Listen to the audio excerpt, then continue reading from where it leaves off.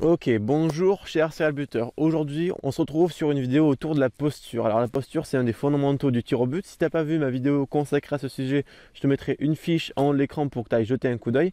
Aujourd'hui, je souhaite te partager deux exercices pour travailler un des aspects de la posture. Il y a trois aspects de la posture: l'axialité, l'orientation et la tête basse. J'ai déjà fait deux vidéos sur des exercices d'orientation et d'axialité. Aujourd'hui, on va parler de la tête basse.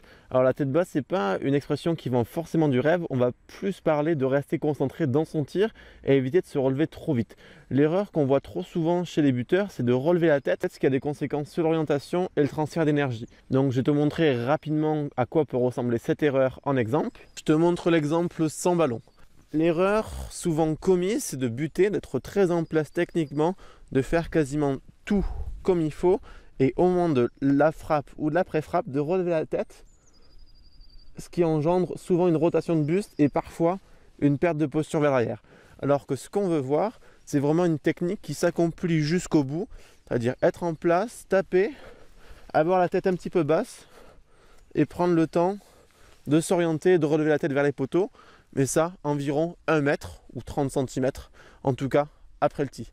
Donc on va commencer tout de suite avec l'exercice du tir à l'aveugle. C'est parti. Cet exercice du tir à l'aveugle va vraiment te permettre d'aller au bout, d'avoir une démarche un peu exagérée pour cette position de tête. Le but du jeu, c'est de taper ta balle et de toujours garder tête basse, regard vers le sol et ne pas voir ce qui se passe près des poteaux.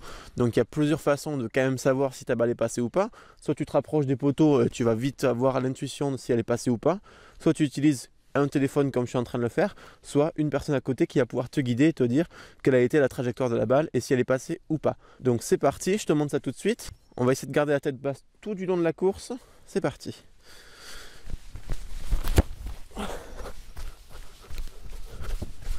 Hop là. C'est bon. Alors, pourquoi je te propose un exercice souvent très exagéré dans un premier temps? C'est de pouvoir aller de manière excessive dans ce qu'il faut faire pour mesurer l'écart entre ta technique, le côté arc-boutiste et le juste milieu qui pourrait être un réajustement envisageable pour ta technique. Je te conseille de faire une série de balles avec cet exercice et de voir ce que ça aménage chez toi. Surtout à faire attention à la perte de posture vers l'avant, c'est-à-dire de garder la tête basse peut peut-être t'amener vers des mouvements comme ceci qu'on ne veut pas voir. Il faut quand même garder un minimum d'axialité, de buter et de garder la tête basse. On va passer tout de suite au deuxième exercice, un peu plus réaliste, qui va aussi t'aider dans ta technique. C'est parti.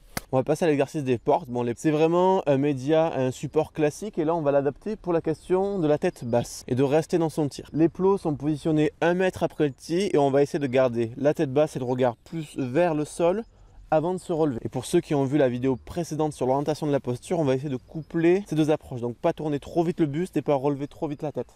C'est parti.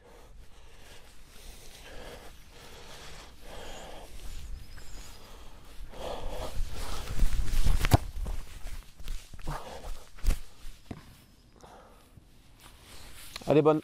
Donc si cette vidéo t'a plu, si ces exercices t'ont parlé, tu es libre de t'abonner à la chaîne YouTube et de cliquer sur la cloche du buteur pour être au courant des prochaines sorties en exclusivité. En complément, tu es aussi libre de télécharger 5 vidéos bonus en description, tu les recevras très rapidement.